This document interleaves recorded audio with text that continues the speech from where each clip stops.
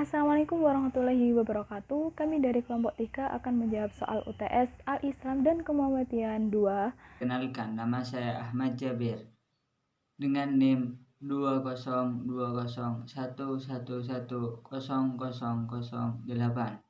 Di sini saya akan menjawab pertanyaan nomor 1 bagian A. Jelaskan pengertian ibadah menurut Muhammadiyah. Ibadah menurut Muhammadiyah adalah bertaqarrub, mendekatkan diri kepada Allah Subhanahu wa Ta'ala dengan mengerjakan segala perintahnya dan menjauhi segala larangannya.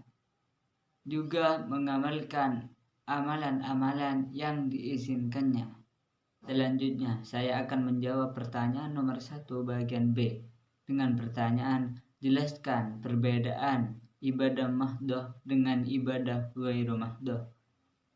Ibadah mahdoh merupakan ibadah yang murni yang telah ditetapkan oleh Allah Subhanahu wa Ta'ala, baik dari tingkatannya maupun cara pengerjaannya, seperti sholat dan puasa.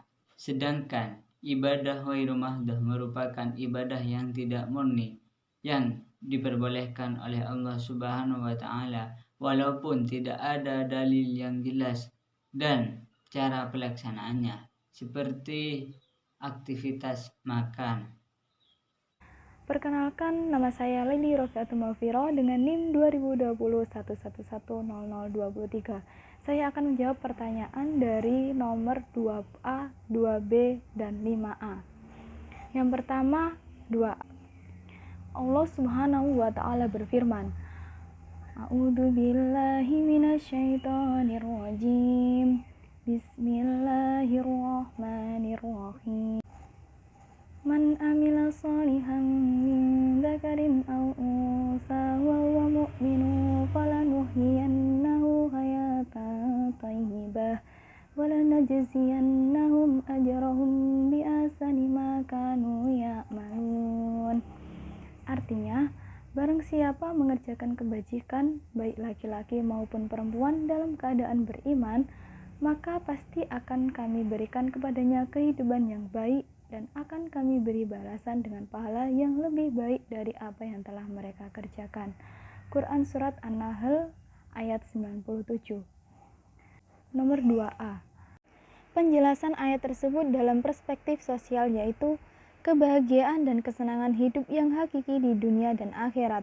Para ulama salaf menafsirkan makna kehidupan yang baik di dunia dalam ayat tersebut dengan kebahagiaan hidup atau rezeki yang halal dan baik, dan kebaikan-kebaikan lainnya yang mencakup semua kesenangan hidup yang hakiki, sebagaimana orang yang berpaling dari petunjuk Allah dan tidak mengisi hidupnya dengan beribadah kepada, maka Allah akan menjadikan sengsara hidupnya di dunia dan akhirat.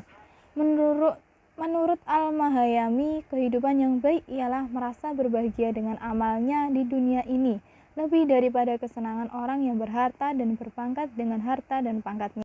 Dan kebahagiaan perasaannya tidak dapat ditumbangkan oleh kesukaran hidupnya, sebab dia merasa ridho menerima pembagian yang diberikan Allah kepadanya, sehingga harta benda tidaklah begitu dipentingkannya. Selanjutnya saya akan menjawab pertanyaan dari 2B. Orang yang sudah merasakan kehidupan yang baik akan dipenuhi dengan sifat positif, akhlak al-mahmudah, dan jauh dari sifat negatif, akhlakul mazmumah. Di antara ciri-ciri positif yang tampak dari seseorang yang merasakan kehidupan yang baik adalah orang tersebut merasakan nikmat sehat secara fisik dan psikis, sabar menghadapi cobaan hidup, ridho menerima takdir, qanaah, merasa cukup dengan apa yang dimiliki, dan masih banyak ciri yang lainnya. Kesehatan fisik seseorang sangat erat kaitannya dengan kesehatan jiwanya. Keadaan fisik manusia mempengaruhi psikis, sebaliknya keadaan psikis mempengaruhi keadaan fisiknya. Kasus-kasus di bidang kesehatan menunjukkan hubungan tersebut. Misalnya, orang yang depresi sangat mempengaruhi selera makan dan tidurnya. Sebaliknya, makan seseorang mempengaruhi kemampuan inteligensi. Penyakit fisik seseorang umumnya disebabkan oleh masalah yang dialami secara psikis. Masalah-masalah psikis diantaranya dapat berupa kecemasan, ketakutan, kekhawatiran, dan kesedihan yang melampaui batas. Karena tidak dapat dibendung, maka berakibat pada menurunnya kesehatan fisik. Di sini saya akan menjawab pertanyaan nomor 3A. Sholat menurut etimologi atau bahasa berarti doa. Sedangkan secara istilah atau terminologi, sholat adalah perkataan dan perbuatan tertentu atau khusus yang dimulai dengan takbir atau takbiratul ihram dan diakhiri dengan salam. Perkenalkan, nama saya Rafli Nur Akbari, NIM 20201100007. Untuk yang nomor 3B, sholat adalah ibadah utama seorang muslim. Tanpa sholat, maka kemusliman seseorang dipertanyakan. Sholat adalah penghambaan dan pengabdian kita kepada Allah Subhanahu wa Ta'ala. Berdiri dalam sholat memang harus diupayakan semaksimal mungkin. Beberapa hadis menceritakan sahabat Nabi mempertahankan sholat berdiri walaupun dalam keadaan kakinya bengkak. Kita sebaiknya tidak memanjakan diri sholat dengan menggunakan kursi atau sholat duduk selama masih memungkinkan kita untuk berdiri. Untuk nomor 4A, surat Al-Baqarah ayat 183. A'udzubillahi minasyaitonirrajim. Bismillahirrahmanirrahim. Ya ayyuhallazina amanu kutiba alaikumus shayamu kama kutiba alal lazina min qablikum la'alakum tattaqun. Dari ayat tersebut menjelaskan bahwa diwajibkan atas untuk puasa guna mendidik jiwa, mengendalikan syahwat, dan menyadarkan bahwa manusia memiliki kelebihan dibandingkan hewan. 4B, yang pertama, filosofi puasa Ramadan adalah sebagai wujud rasa mensyukuri nikmat yang diberikan Allah Subhanahu wa Ta'ala. Lalu untuk yang kedua ialah mengendalikan nafsu. Seluruh umat Islam diwajibkan untuk menahan segala jenis hawa nafsunya selama melakukan ibadah puasa di bulan Ramadan ini. Baik itu menahan nafsu untuk tidak makan dan minum dari terbit fajar sampai waktu berbuka. Lalu untuk yang ketiga ialah latihan iman. Kamu diuji sampai manakah kekuatan iman dan ketaatan kamu terhadap perintah yang Allah Subhanahu wa Ta'ala berikan. Di sini kejujuran juga menjadi salah satu patokan keimanan seseorang dalam berpuasa di bulan Ramadan. Karena tidak ada yang melihat kamu ketika secara diam-diam makan di dapur. Untuk yang keempat, untuk yang kesehatan, ini salah satu filosofi puasa Ramadan adalah untuk menjaga kesehatan, di mana berpuasa merupakan suatu sistem yang membuat kamu terbiasa untuk mengatur dan menjaga pola makan kamu. Karena perut adalah penyebab berbagai macam penyakit, maka dengan berpuasa dapat menghindari kamu dari berbagai penyakit tersebut. Selanjutnya nomor 5A. Ia berasal dari kata wakofa yang bermakna berhenti. Maka wukuf adalah ritual haji yang mengajari umat Islam untuk sejenak meninggalkan aktivitasnya selama beberapa jam, yaitu berhenti dari kegiatan apapun agar bisa melakukan perenungan jati diri. Haji dan sekaligus sebagai puncaknya yang tanpanya ibadah haji kita menjadi tidak syah. Makna dan hikmah wukuf di Arafah. Berdiam diri di padang Arafah saat pelaksanaan wukuf salah satu cara mengingatkan umat Islam tentang kondisi di hari perhitungan kelak.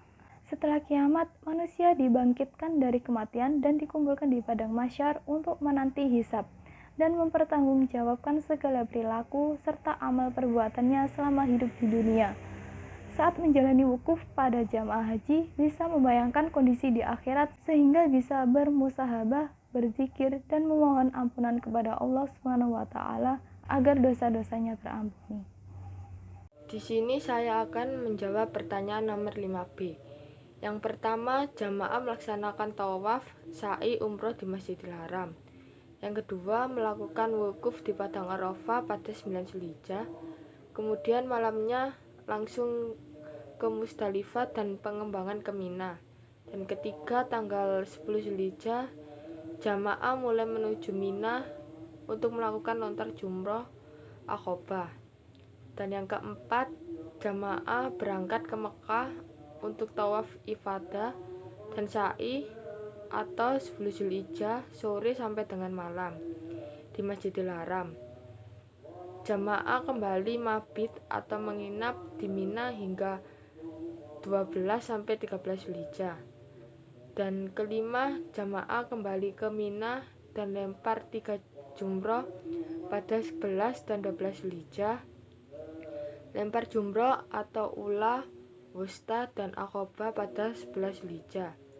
Dan yang terakhir, jamaah melakukan tawaf wadah atau tawaf perpisahan di Masjidil Haram Mekah pada 12 Zulhijjah. Dan selanjutnya saya juga akan menjawab pertanyaan nomor 5C. Haji mabrur adalah haji yang diterima dan diikhlaskan oleh Allah Subhanahu wa Ta'ala, karena ibadah hajinya telah dilakukan dengan baik dan benar serta dengan bekal yang halal, suci, dan bersih.